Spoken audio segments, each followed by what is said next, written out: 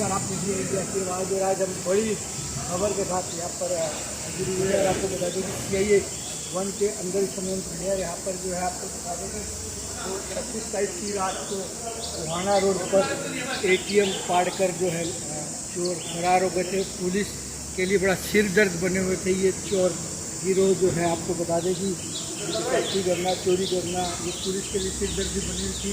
और आज इस सिर दर्द का हल निकालते हुए CIA-1 बड़ी कामयाबी हासिल की है। बता दें कि सामान के साथ साथ 4 गिरोहों के सदस्य भी जो है पकड़े गए हैं। कुछ नंबर प्लेट की गाड़ियां और कुछ हथियार भी जो है पकड़े गए हैं। और ये बता दें कि जो गाड़ियां इस वारदात में शामिल रहती थी, गाड़ियां भी मौके पर पकड़ी गई हैं। और ये जो ATM अलग अलग स्थानों से फाड़े गए थे, ये ATM भी कुछ ATM अभी पुलिस बरामद करने में सफल हुई है।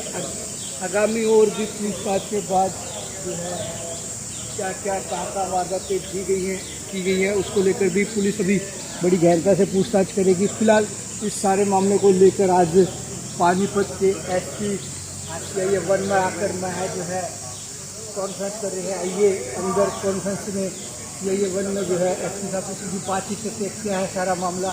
आइए अंदर की बात बोलता था।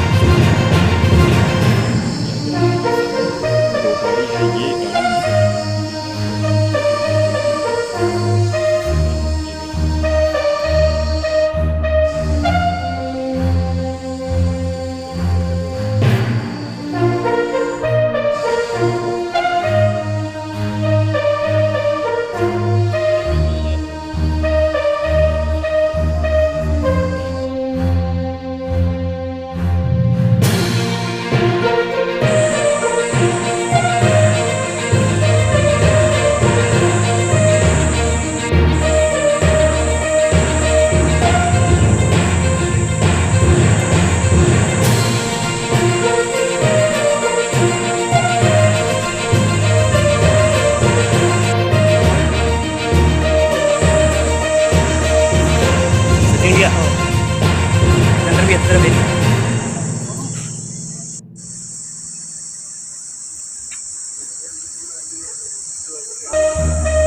अंजाम दिया है। दैनिक सवेरा के लिए पानीपत से प्रवीण ठाकुर।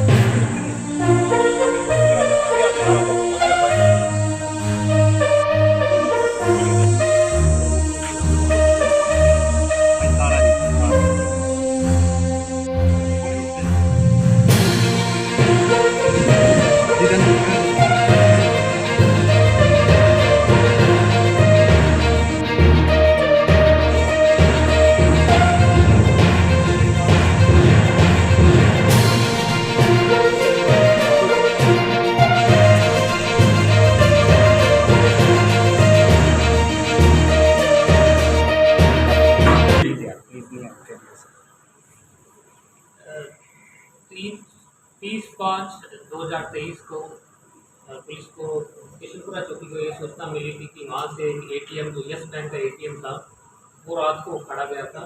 और साथ में जो उसमें ATM की लूट करने वाले आरोपी थे, ATM की मशीन को उठा के ले गए थे। ये घटना 26 से 27 मई के बीच की रात को इस घटना को अंजाम दिया गया था।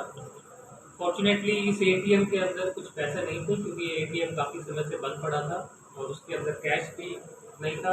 परंतु ये हमारे लिए एक संगीन घटना थी क्योंकि इस एरिया से पहले भी 2 ATM के फाड़ने की वारदात हो चुकी थी। इसके अलावा 2020 में भी इसी एरिया से एक और ATM उखाड़ा गया था। जो इस एरिया से जो ATM उखाड़े थे उनमें भारी मात्रा में पैसा भी गया था, इसलिए जो फरवरी में वारदात हुई थी उसमें 24 लाख रुपए की लूट हुई थी। और उससे पहले जो सितंबर में जो वारदात हुई थी उसमें लगभग 17 लाख रुपए की लूट हुई थी। तो इस घटना की संजीदगी को देखते हुए ये बड़ा एक सीरियस मैटर था, क्योंकि एक ही स्थान पे बार बार वारदातें हो रही थी। तो हमने CIA 1 टीम इंस्पेक्टर दीपक के नेतृत्व में एक टीम का गठन किया। इस घटना के बारे में पुलिस के पास कुछ भी सुराग नहीं था, और पहले भी संगीन वारदातें हो चुकी थी, लेकिन उनमें भी कोई सुराग नहीं मिला था काफ़ी प्रयत्न करने के बावजूद। तो इस घटना को हमने काफ़ी सीरियसली लिया और एक टीम को लगातार केवल इसी काम पे कार्य करने के लिए निर्देश दिए गए। हमारे पास जब CCTV फुटेज निकाले गए तो उसमें एक संदिग्ध फॉर्च्यूनर गाड़ी, जो ग्रे कलर की फॉर्च्यूनर गाड़ी थी, वो एक दिखाई दी। उस गाड़ी के हमने CCTV कैमरे का अध्ययन करके उसका रूट ट्रेस करने की कोशिश की। ये जो आरोपी थे ये काफ़ी समय से वारदात कर रहे थे और काफ़ी शातिर तरीके से वारदात कर रहे थे।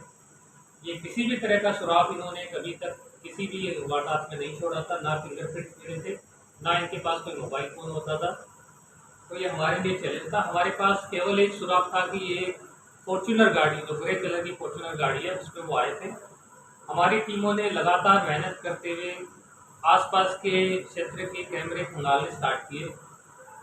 हमारी टीमों ने लगभग 200 किलोमीटर के एरिया में 500 से ज़्यादा कैमरों का 300 से 400 घंटे के जो फुटेज है उसका अध्ययन किया। उससे हमें पता चला कि ये जो इसमें वारदात करने वाले जो आरोपी हैं बार बार वारदातें दे रहे हैं, पर किसी भी मेन हाईवे का यूज़ नहीं करते हैं, कच्चे रास्तों का यूज़ करते हैं। तो ये भी हमारे पास एक चैलेंज था कि किस तरह से इसको ट्रेस किया जाए। परंतु जो ये इतना CCTV फुटेज का हमने जो अध्ययन किया, तो हमें रात्रि का जो फुटेज था उसमें बिल्कुल एक झलक को भी देखते हुए पुलिस की टीम आगे बढ़ती रही और धीरे धीरे कच्चे रास्तों से आगे बढ़ते बढ़ते हम कुरुक्षेत्र से होते हुए पंजाब के अंदर ये गाड़ी है कुछ एक एरिया में जाके हमारे से ओझल हो गई। हमारी टीम ने लगातार 2 या 3 दिन वहीं पर रहते हुए आसपास के 30-40 गाँव में खुद से मोटरसाइकिलों पे पैदल गश्त करके रैकी करके ये पता करवाया कि एक फॉर्च्यूनर, इस ग्रे कलर की फॉर्च्यूनर है, एक शादीपुर गांव है, वहाँ पे किसी एक व्यक्ति ने गांव में एक डेरा बना रखा है। उस डेरे के आसपास एक निर्माणाधीन मकान है, उसके अंदर खड़ी रहती है। उसके आधार पर उस मकान की सर्च की गई। उस सर्च में हमें एक फॉर्च्यूनर गाड़ी ग्रे कलर की वो मिली। उस मकान की सर्च के दौरान कुछ गैस कटर वगैरह भी मिले, साथ में नंबर प्लेट। इस गाड़ी पे ये एक फेक नंबर प्लेट लगा के चलते थे। वो नंबर प्लेट जो नंबर था वो वैसे स्विफ्ट गाड़ी का नंबर लगा रखा था, क्योंकि वो फेक था। लेकिन ये फॉर्च्यूनर गाड़ी पे वहाँ जाके उन्होंने इसका नंबर प्लेट वगैरह चेंज कर लिया था। फॉर्च्यूनर गाड़ी को जब खोल के देखा गया तो उन्होंने फॉर्च्यूनर गाड़ी को केवल इसी काम के लिए मॉडिफाई करवा रखा था। जो पीछे की सीटें हैं वो सारी उन्होंने निकाल रखी थी। तो गाड़ी को इस तरह से मॉडिफाई कर रखा था कि कुछ सामान जैसे ATM का जैसे भारी सामान है उसको अंदर डाल के ले जाया जा सके, तो भी कोई परेशानी ना हो।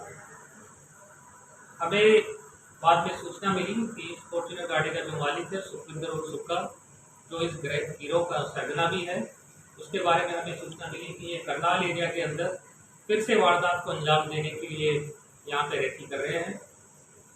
क्योंकि इस वारदात में इनके पास कुछ भी पैसे हाथ नहीं लगे थे, केवल 8,000 रुपये का ही नुकसान हुआ था। ये फिर से वारदात करने के लिए यहाँ पे रेकी कर रहे थे और रेकी के दौरान हमारी टीमों ने इनको काबू किया। इनसे पूछताछ में ज्ञात हुआ कि इन्होंने पानीपत की न केवल ये 3 जो संगीन वारदातों का अंजाम दिया हुआ है, उसके अलावा भी इन्होंने लगभग 24 ऐसी संगीन वारदातों का अंजाम दिया हुआ है, जो पूरे हरियाणा में और पंजाब में अलग अलग जिलों में अभी तक लगातार ये वारदातों को अंजाम देते आ रहे हैं। 2017-18 में भी इन्होंने ATM लूट की वारदातों का अंजाम दिया। उसके बाद ये वहाँ से दुबई चला गया। दुबई में इन्होंने कुछ समय के पास काम करने के बाद ये वहाँ पे कुछ फाइनेंशियल कंडीशन इसकी ठीक रहेगी, इसलिए वापस आ गया। और उसके बाद से लगातार हर समय कुछ समय के बाद में ये वारदातों को अंजाम देते जा रहे हैं। इन्होंने पूछताछ में यह भी बताया कि अपने साथ वारदात को अंजाम देते समय भारी मात्रा में हथियार और कारतूस भी लेके चलते थे। यदि किसी तरह की घटना हो, यदि पुलिस की हो या फिर कोई अवरोध करने का उत्पन्न करने की कोशिश करे, तो उसके लिए भी ये पूरी तैयारी करके आते थे। इसी तरह हमारे यहाँ पानीपत में भी, उरलाना में भी 2020 में घटना हुई थी, जिसमें ये ATM उखाड़ रहे थे। वहाँ पे गाँव वाले एकत्रित हो गए थे और पुलिस की टीम भी वहाँ पे आई थी। तो वहाँ पे भी उन्होंने गोलियाँ चलाकर वहाँ से भाग निकले थे। उसके बारे में भी मुकदमा दर्ज है। इसी तरह सालवन गांव में भी करनाल में इन्होंने एक एटीएम फाड़ा था। वहाँ पे जब पुलिस पीछे हुई तो वहाँ पे भी इनसे एक हथियार वहीं पे मौके पे ही बरामद हुआ था। इस तरह से ये हथियार और पूरी तैयारी के साथ ही एटीएम लूट की वारदातें करने के लिए आते थे। सुखविंदर सुक्खा अपने भाई जिसका नाम भूपेंद्र है उसके साथ और 2 नाबालिग के, एक देवेंद्र है और एक गुरमीत, ये चारों लोग इन वारदातों को अंजाम दे रहे थे। इनके अलावा इनके कुछ साथी थे जो पहले से ही डोंकी के माध्यम से विदेश जा चुके हैं और इन लोगों का भी इरादा था कि किसी माध्यम से किसी तरह से पैसा इकट्ठा करके विदेश जाया जा सके। उससे पहले ये पानीपत पुलिस के हत्थे चढ़ गए। इन्होंने एक एक करके अभी तक पिछले 6 साल में लगभग 24 वारदातों को अंजाम देने के बारे में अभी तक स्वीकार किया है। इसके बारे में अभी तक और पूछताछ जारी है। जैसा हमें ज्ञात हुआ है कि इस तरह से इन्होंने करोड़ों रुपए की जो एटीएम की लूट है उनको अंजाम अभी तक ये दे चुके हैं। आज तक ये किसी भी मामले में अभी तक गिरफ्तार नहीं हुए थे। जो सुखविंदर सुक्खा है इसके खिलाफ एक एनडीपीएस एक्ट का मुकदमा जरूर दर्ज है, परंतु पिछले 6 सालों से लगातार वारदातों को अंजाम देने के बावजूद किसी भी वारदात में अभी तक ये गिरफ्तार नहीं हुए थे। जिन्होंने अपना एक बहुत ही क्लोज ग्रुप बना रखा था। ये दोनों भाई थे, उसके अलावा भी जो 2 साथी है वो भी भाई थे। किसी भी तरह की इंफॉर्मेशन कहीं से भी लीक नहीं होती थी, परंतु जो टीम है उसने अथक प्रयत्न किए। लगातार जो रात के 12 बजे से लेकर 1 बजे तक की ऐसे फुटेज है उनका केवल एक झलक के आधार पर भी सीसीटीवी फुटेज को देखते हुए आगे बढ़ते रहे और आखिर इस कार्य में हमें सफलता मिली है। ये एटीएम को उखाड़ने के बाद में करनाल एरिया के अंदर मुनक के पास में नहर है, उसके अंदर वहाँ पे इसको काट के इसको नहर में जो एटीएम है उनको डाल देते थे और पैसे वहीं से निकाल के ले जाते थे। इनकी निशानदेही पे 4 से 5 जो कटे हुए एटीएम हैं वो नहर से गोताखोरों की मदद से हमने बरामद किए हैं। इसके अलावा हर वारदात करने से पहले ये 2 या 3 दिन ये उस जगह की रेकी करते थे। तो रेकी के दौरान जिस गाड़ी का प्रयोग करते थे, अलग गाड़ी का प्रयोग करते थे, उस गाड़ी को भी बरामद कर लिया गया है। इनसे आगे की पूछताछ जारी है।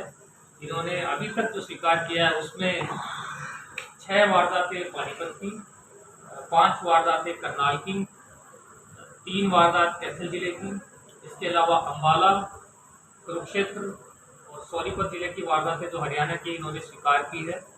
इसके अलावा पंजाब में भी अलग अलग जिलों से लुधियाना, संगरूर, मलेरकोटला सब जगहों से कुल मिला के 7 वारदातों को इन्होंने अंजाम देने के बारे में स्वीकार किया है। कुछ वारदात इन्होंने वो भी स्वीकार की जिसके अंदर ये इन्होंने काटने का, एटीएम ले जाने का प्रयत्न किया, परंतु उसमें सक्सेसफुल नहीं हो। क्योंकि ये पिछले 6 साल से वारदातों को अंजाम दे रहे थे, उन्होंने काफ़ी कुछ कैश खर्च कर दिया या फिर मोटरसाइकिल खरीदने में, घर बनाने में कर दिया। लेकिन हमारे भी रिमांड पे 4 दिन के रिमांड पे इसके दौरान इनसे कैश की भी रिकवरी करने के प्रयास किए जा रहे हैं। क्या कुछ उम्र है?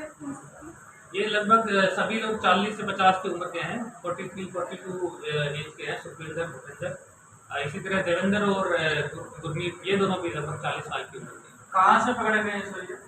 ये करनाल जिले के अंदर था, मुड़क के पास, क्योंकि ये दोबारा फिर पिछले वाले वारदात के अंदर इनको कुछ कैश हाथ में आया था तो दोबारा रैकी करने आए थे, तब हमारे टीम ने इसको गिरफ्तार किया। सर, एटीएम लूट के अलावा भी किसी और तरह की वारदात को अंजाम दिया या सारी एटीएम ही लूटी? नहीं, ये सारी केवल एटीएम लूट की वारदातें हैं और यदि कोई अवरोध उत्पन्न करता था तो वहाँ पे गोली चलाने की उस तरह की वारदातें थी। इनकी क्वालिफिकेशन पकड़े गए? हाँ जी, चारों लोग हमारे गिरफ्तार हो चुके हैं। चारों लोग 4 दिन के रिमांड पे। मास्टरमाइंड कौन है? मास्टरमाइंड इसमें सुखविंदर उर्फ सुक्खा, ये सबसे बड़ा मास्टरमाइंड है जो आर्मी से बड़ा भी है और इसी का आइडिया था। ये पैसे कमा के पहले दुबई भी चला गया था, परंतु वहाँ पर वापस आके वारदातों को अंजाम देना था। ये फिर से सर विदेश जाने की बहुत तैयारी कर रहे थे। हमेशा था कि इनके पास पासपोर्ट भी थे, लाइसेंसी वेपन भी बना रखा था। हमेशा था कि ये जल्द ही वापस विदेश जाने की तैयारी कर रहे थे।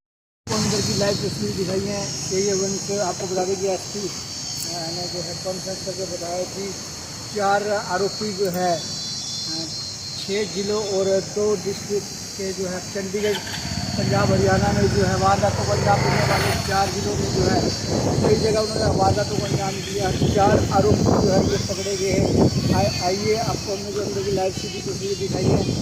खासतौर इनका मोटिव यही होता था कि ATM को काटना और जल्दी अपील बनना। ये 2 भाई भी थे, उसमें उसमें से बताया जा रहा है कि एक आर्मी का कोई जवान भी था जो कुछ समय वहाँ ड्यूटी करके जो है घोड़ा हुआ था। इस ग्रह का मुख्य सरगना उसी को बताया गया, जिसकी पुलिस को भी तलाश है।